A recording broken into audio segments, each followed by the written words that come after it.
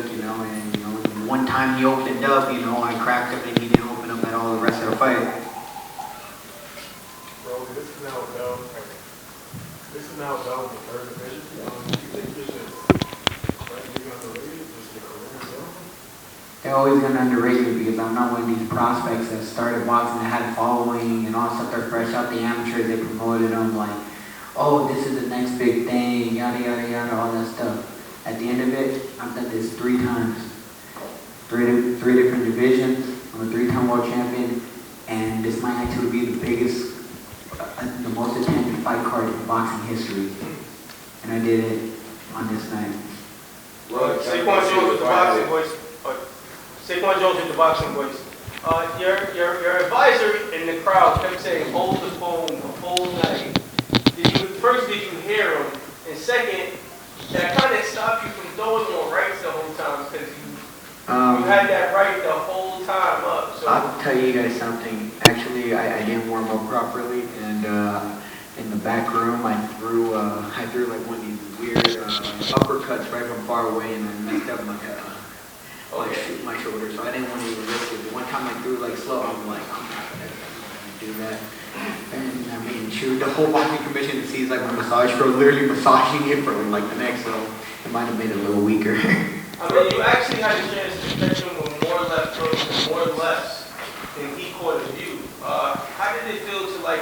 He didn't. After I dropped him, he did not take a single. No, that's what I'm saying. Like, how did it feel to catch him with his best punch, but you were catching him with his best punch?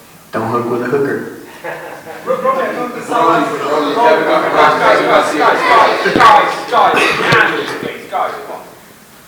Brody, Kevin Garcia with Fight Hype. You know, after your last 2 fights before this one, the Barossa fight, the Pitbull fight, people started talking about you in a different way. You know, maybe putting you in a position that you were a gatekeeper or something like that. What do you think this fight means? What kind of statement does it make for you to be Ryan Garcia in the fashion you did? Let me dismiss everything with Barossa. Barossa is still by far the hardest hitter I've ever been in the ring with. I got him on a 2-week notice. I'll get it ready for Puello, you know, and you get a complete opponent change. You know, Puello's not known really as a puncher like that. And you get a dude that barely has 24 wins with 22 knockouts that comes forward. And I still adjusted little by little after a whole year layoff in a new weight division. So everyone, you guys know, and then he goes on and knocks out O'Hara Davis. Everyone thinks that he's going to give Barossa the problem. He knocks him out in the first round because I called it. I even told O'Hara, I'm like, don't jump in. This dude can crack. And guess what? They stopped the fight a slight bit premature when he was about to get knocked out cold. Give me my credit. I fought smart. Rolly, did you feel there's Coach Salas, and he told me you came into boxing, you knocked everybody out, but he kicked you out of the gym. Why did he kick you out, and why did you go back there? Salas is an incredible trainer. And I mean, at the time I was just, just one of them wild people that just like, bro, I will fuck up your money, like, especially like, bro, I'm not making, at that time I wasn't even pro yet, so I was like, 1, I'm not making your money, and 2, I'm fucking your money up. Brother, did you feel disrespected all week long with Ryan Garcia talking about this rematch right in front of you? And how much did that possibly motivate you? I mean, they can have their rematch. Clearly, if they were talking about it over and over and over and over and over again, right? They already had it planned and lined up. Why am I going to get in the way of that? That has nothing to do with me. I'm a 3-division world champion now.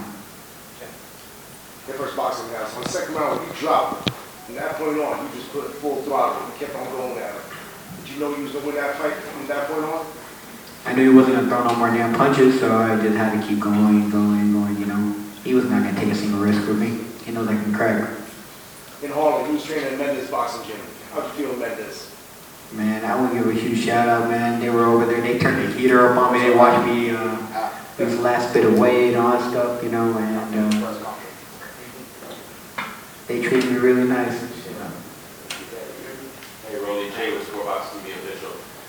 So before the fight, a lot of fight fans asked you what you wanted, and you wanted to see him still after the fight because of Ryan Garcia. Now that it's over, what do you want? Who do you want next? I don't care what happens next right now. The only thing I care about is going on a nice vacation. Ready to ride him down front. What was the game plan going into this fight? I'm not going to give you guys a hint into the secret to beating him. Were you looking for that hook? Did you set that up intentionally, or did Well, he opens up every time he throws the hook, so you see he didn't throw no more hooks after that. after you knocked him down? He did not throw any more hooks after that, because that's his money punch. Were you surprised at his lack of output? Did you think that you were going to get more fight out of Ryan Garcia tonight? Everyone that fights me has a lack of output.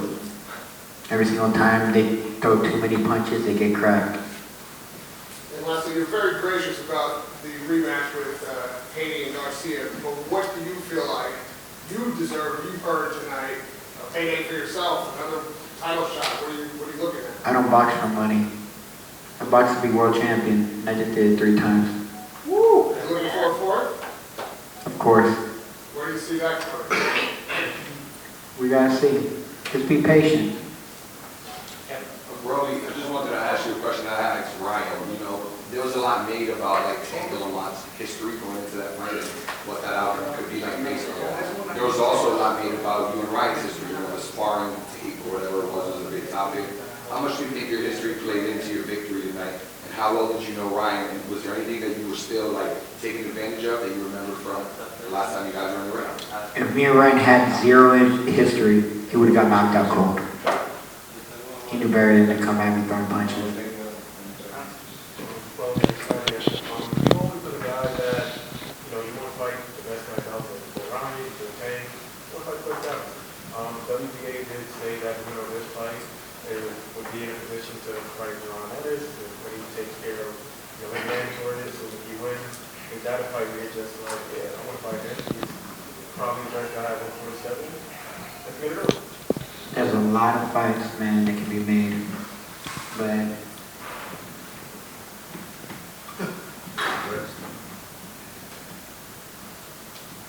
like I said, I haven't thought that far ahead. Every champion at 147 is in the mix. There's Brian Normie.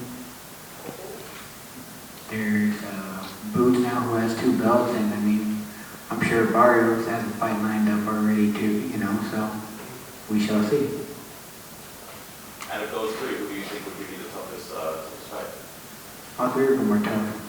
Every single one of them. So, like I said, we shall see. Any more questions, guys? 7 years ago, you predicted this fight. You said, I'll fight him in the future. It'll be one of the biggest fights in boxing history. How did you know? But I'm gonna say this. I said that me and Ryan, we were both at 35, right? And everyone's like, oh, you guys gonna make the fight? I'm like, hell no. He's like, well, what about 140? I'm like, fuck that no-name division. So we went up to, and I said we were gonna make it at 147. It's gonna be the biggest fight in boxing history, and this is by far the most attended fight in boxing history. How would you analyze Devin Hayes' performance tonight? Did he just run? I don't know, bro. I'm trying to warm up for a fight, bro. I don't need to be falling asleep. Does this change your opinion of the rematch between Haney and Garcia?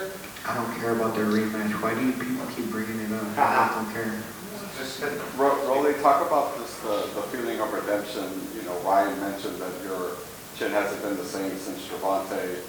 Obviously a big fight with Gervonta, a big fight with Pitbull didn't go your way, and now...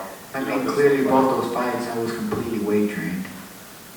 Gervonta was completely weight trained. I'm sure you guys all saw me. And then at 140, my body clearly outgrew that weight division as well.